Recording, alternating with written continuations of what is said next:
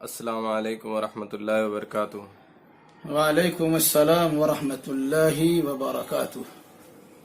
سر، آج ہم لوگوں کا جو سوال ہے وہ یوم عرفہ سے جڑا ہوا ہے، کہ یوم عرفہ کی فضیلت کیا ہے وہ آپ ہم لوگوں کو بتائیے، اور یوم عرفہ کا روزہ کب رکھا جائے گا یا کب رکھنا چاہیے، اس کے بارے میں تھوڑا سا تفصیل کے ساتھ ہمیں بتائیے۔ الحمد للہ رب العالمین والصلاة والسلام علی اشرف الانبیاء والمرسلین نبینا محمد وعلی آلہ واصحابہ اجمعین، اما بعد۔ یہ سوال آپ کا کہ یوم عرفہ کی فضیلت کیا ہے، اسے اب اس طرح سمجھیے کہ یہودیوں میں سے بعض نے عمر ابن خطاب رضی اللہ تعالیٰ عنہ سے کہا، اے امیر المومنین، آپ کی قرآن میں ایک ایسی آیت ہے، اگر وہ آیت ہم لوگوں پر نازل ہوئی ہوتی تو ہم لوگ اس دن کو عید کا دن بنا لیتے۔ تو عمر ابن خطاب رضی اللہ تعالیٰ نے پوچھا، اچھا وہ آیت کون سی ہے؟ تو اس یہودی نے کہا کہ آپ کے قرآن میں آیت ہے سورہ مائدہ میں، آیت نمبر 5، اليوم اکملت لکم دینکم واتممت علیکم نعمتی ورضیت لکم الاسلام دینا۔ اس کا معنی ہوتا ہے آج میں نے تمہارے لیے تمہارے دین کو مکمل کر دیا، تمہارے اوپر اپنی نعمت کو پوری بھی کر دی، اور تمہارے لیے بطور دین کے اسلام کو پسند بھی کر لیا۔ تو یہودیوں نے کہا اگر اس قسم کی آیت ہمارے یہاں نازل ہوئی ہوتی تو ہم اس کو عید بنا لیتے۔ تو عمر ابن خطاب رضی اللہ تعالیٰ نے فرمایا، ہم کو معلوم ہے یہ آیت کس دن نازل ہوئی اور کس جگہ نازل ہوئی، وہ ہم کو پتا ہے۔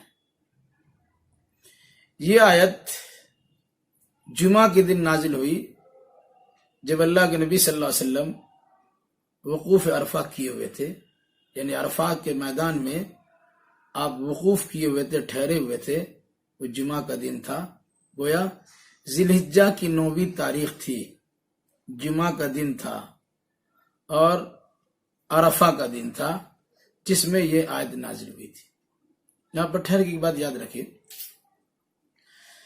یہودیوں کا نظریہ کا اندازہ لگایا جا سکتا ہے کہ یہودی لوگ کسی بھی دن کو اپنے لیے خود سے عید منا لیتے ہیں، جبکہ اسلامی شریعت کے مطابق عید وہی ہے جسے اللہ اس کے رسول نے متعین کیا ہے۔ تو عمر ابن خطاب نے کہا ہمیں معلوم ہے، ہمیں عید منانے کی ضرورت نہیں ہے، وہ تو سراپا عید ہی عید ہے، کیونکہ 9ویں تاریخ عرفہ کے دن جو ہے حج ہوتا ہے، جو سب سے اہم دن ہے، اور جمعہ کا دن بھی تھا جو سید الایام میں سب سے بہتر دن ہے، تو ہم کو الگ سے عید منانے کی ضرورت نہیں ہے۔ یہ عمر ابن خطاب رضی اللہ تعالیٰ نے بیان کیا، اس سے اندازہ ہوتا ہے کہ عرفہ کے دن کی اہمیت کیا ہے۔ اور کیوں نہ ہو عرفہ کے دن کی فضیلت، ماہ رمضان کے اخیر عشرے میں شب قدر ہے جو 1000 مہینوں سے بہتر ہے۔ اس کی وجہ یہ ہے کہ اس شب قدر میں اللہ تبارک و تعالیٰ نے قرآن کے نزول کا آغاز اور اس کی ابتدا کی ہے۔ تو نزول قرآن کی ابتدا کے نتیجے میں وہ رات شب قدر کہلائی اور 1000 مہینوں سے بہتر رات کہلائی۔ عرفہ کا دن قابل اعتبار، قابل احترام کیوں نہ ہو کہ اس دن اللہ تبارک و تعالیٰ نے اسلامی شریعت کے تکمیل کا اعلان فرمایا ہے کہ دین اسلام کو اور دین شریعت کی تکمیل کی جاتی ہے، اسے مکمل کیا جاتا ہے۔ اس سے اندازہ لگایا سکتا ہے کہ عرفہ کے دن کی فضیلت کیا ہے۔ یہی وجہ ہے کہ اللہ کے نبی صلی اللہ علیہ وسلم نے فرمایا کہ جو انسان عرفہ کا روزہ رکھتا ہے، آپ سے پوچھا گیا، ایک صحابی نے آپ سے دریافت کیا کہ آپ عرفہ کا روزہ کیوں رکھتے ہیں؟ تو آپ نے فرمایا کہ عرفہ کے روزہ کی فضیلت یہ ہے کہ اللہ تبارک و تعالی اس روزہ کے ذریعے سے 2 سالوں کا گناہ بخش دیتا ہے۔ 1 سال پہلے کا گناہ معاف ہوتا ہے اور 1 سال بعد کا گناہ معاف ہوتا ہے۔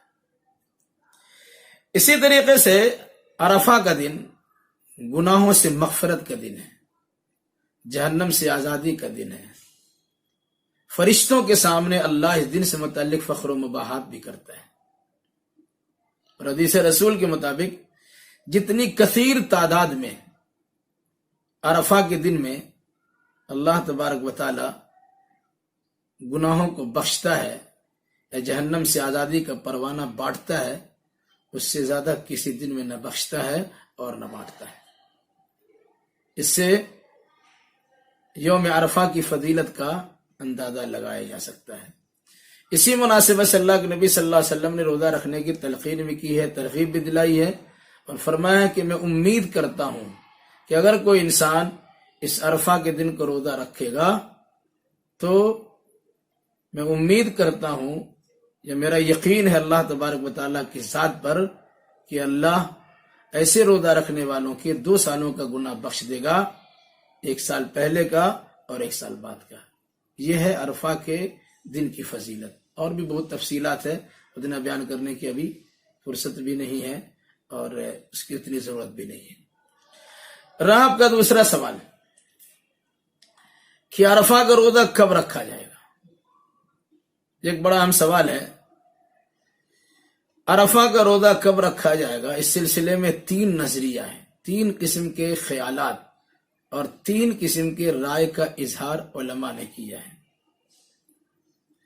چند سالوں سے یہ مسئلہ چل رہا ہے کہ عرفہ کا روزہ اس دن رکھا جائے گا جس دن حاجی لوگ عرفات کے میدان میں جمع ہوتے ہیں، وہ چاہے ہمارے ملک کے اعتبار سے 8 تاریخ کیوں نہ ہو، ہم کو روزہ اسی تاریخ کو رکھنا ہوگا یا اسی دن میں رکھنا ہوگا جس دن میں حاجی لوگ عرفات کے میدان میں ہوں گے۔ اور ان کا کہنا یہ ہوتا ہے کہ اس روزے کا نام عرفہ کا روزہ قرار دیا گیا، اور عرفہ عرفات کا ہے کہ حج کے موقع پر 9 تاریخ کو عرفات کے میدان میں لوگ جمع ہوتے ہیں۔ چونکہ اسی مناسبت سے یہ روزہ ہے تو جس دن حاجی لوگ عرفات میں جمع ہوں گے اسی دن روزہ رکھا جائے گا۔ یہ کچھ لوگوں کا خیال ہے اور یہ مسئلہ چند سالوں سے ابھرا ہوا ہے اور اٹھا ہوا ہے۔ دوسری رائے جو سب سے قدیم اور پرانی ہے کہ عرفہ کا روزہ ذی الحجہ کی 9 تاریخ کو رکھا جائے گا۔ علماء کا کہنا یہ ہے کہ یہ روزہ وقوف عرفات کی بنیاد پہ نہیں ہے۔ اگر وقوف عرفات کی بنیاد پہ روزہ رکھا جاتا تو حاجیوں کو بھی روزہ رکھنا پڑتا، حالانکہ حاجی لوگوں کو روزہ رکھنا گویا منع ہے، یہ حاجی لوگ روزہ نہیں رکھتے ہیں۔ اللہ کے نبی صلی اللہ علیہ وسلم نے عرفات کی موجودگی میں وقوف عرفہ کرتے ہوئے روزہ نہیں رکھا، آپ کو دودھ پیش کیا گیا، آپ نے پی لیا۔ سب سے بڑا مسئلہ ہے کہ 9 تاریخ کو عرفہ کو روزہ رکھا جائے، اس کی وجہ کیا ہے؟ جس طرح بہت ساری تاریخوں کا الگ الگ نام ہے، ایک سے یعنی سنیچر، اتوار، سوموار، منگل، بدھ، جمعرات، جمعہ، یہ ہفتے کا نام ہے۔ اسی طریقے سے ہر مہینہ 13، 14، 15 تاریخوں کا ایک الگ نام ہے جنہیں ایام 20 کہا جاتا ہے، اور ایام 20 کے روزے کی بھی فضیلت ہے۔ اسی طریقے سے محرم کی 10ویں تاریخ کا ایک الگ نام ہے جنہیں عاشورہ کہا جاتا ہے، اسی طریقے سے ذی الحجہ کی 8 تاریخ سے لے کے 13 تاریخ تک کے دنوں کا الگ الگ نام ہے۔ 8 تاریخ کو یوم الترویہ کہا جاتا، 9 تاریخ کو یوم عرفہ کہا جاتا، 10 تاریخ کو یوم النحر کہا جاتا، 11، 12، 13 تاریخ کو ایام تشریق کہا جاتا ہے۔ گویا یوم عرفہ ذی الحجہ کی 9ویں تاریخ کا نام ہے۔ تو جس علاقے میں ذی الحجہ کی 9ویں تاریخ آدمی کو میسر ہو اس تاریخ کو ہی عرفہ کو روزہ رکھا جائے گا۔ یہاں پر ایک تیسری رائے بھی ہے، کچھ علماء نے کہا کہ ان دونوں رائیوں میں تطبیق پیدا کرنے کی ایک صورت یہ ہے تاکہ اختلاف مٹ جائے، 8 تاریخ کو بھی روزہ رکھ لیا جائے اور 9 تاریخ کو بھی روزہ رکھ لیا جائے۔ اپنے ملک کے اعتبار سے بھی عرفہ کا دن 9 ذی الحجہ ہو جائے گا، اور سعودی عربیہ کے اعتبار سے بھی 8 تاریخ کو اگر روزہ رکھتے ہیں یہاں کے حساب سے تو وہاں کا عرفہ کا روزہ ہو جائے گا۔ یہ بعض علماء نے تطبیق پیدا کرنے کی کوشش کی ہے، مگر میں سمجھتا ہوں کہ یہ مناسب اس لیے نہیں ہے کہ بعض ملکوں میں چاند ایک دن پہلے نظر آتا ہے، جیسے نائجیریا اور کینیا وغیرہ میں سعودی عربیہ سے پہلے بھی چاند نظر آ جاتا ہے۔ تو جس دن نائجیریا والے بقرعید کریں گے، یوم النحر کریں گے، اس دن سعودیہ میں یوم عرفہ ہوگا، جبکہ معلوم ہے کہ یوم النحر میں روزہ رکھنا منع ہے۔ اگر وہاں کے لوگ سوچے کہ اختلاف رفع کرنے کے لیے، اتحاد پیدا کرنے کے لیے ہم اپنے یہاں کے حساب سے 10 تاریخ کو اور سعودی عربیہ کے اعتبار سے 9 تاریخ کو روزہ رکھ لے تو دونوں میں تطبیق پیدا ہو جائے گی، اختلاف مٹ جائے گا۔ مگر وہ لوگ روزہ رکھ ہی نہیں سکتے ہیں، کیونکہ 10ویں تاریخ کو روزہ رکھنا منع ہے، کیونکہ وہ عید اور بقرعید کا دن ہے۔ اس مناسبت سے بہتر اور قابل ترجیح رائے یہی ہے کہ اپنے اپنے ملکوں میں بقرعید سے پہلے والا دن 9 ذی الحجہ، جنہیں یوم عرفہ کا نام دیا جائے گا، عرفہ کا روزہ 9 ذی الحجہ کو رکھا جائے گا۔ اب اگر کوئی انسان 1 سے لے کے 9 تک روزہ رکھتا ہے تو کوئی مسئلہ ہی نہیں ہے، کیونکہ ذی الحجہ کے پہلے عشرے میں 1 سے لے کے 9 تک روزہ رکھنا یہ بھی مسنون سنت سے ثابت ہے۔ اگر کوئی انسان صرف عرفہ ہی کو روزہ رکھنا چاہتا ہے تو 9 تاریخ کو روزہ رکھ لے، اگر کوئی چاہتا ہے 8 شامل کر لے تو اس کی کوئی ممانعت نہیں ہے، وہ رکھ بھی سکتا ہے۔ اس لیے اپنے اپنے ملک کے اعتبار سے جہاں چاند کی رویت اور اس کی شہادت کی خبر ملے، 10ویں تاریخ کو عید الاضحیٰ منائی جاتی ہے، تو اس سے پہلے والی تاریخ 9 ذی الحجہ کو یوم عرفہ مان کر اسی دن روزہ رکھا جائے گا۔ یہی ترجیح ہے، اسی کو ترجیح حاصل ہے اور یہی راجح قول ہے۔ یہاں پر ایک مسئلے کی وضاحت اور بھی کر دیں، اس سال ہندوستان میں جمعہ کا دن ذی الحجہ کی 9ویں تاریخ پڑ رہی ہے،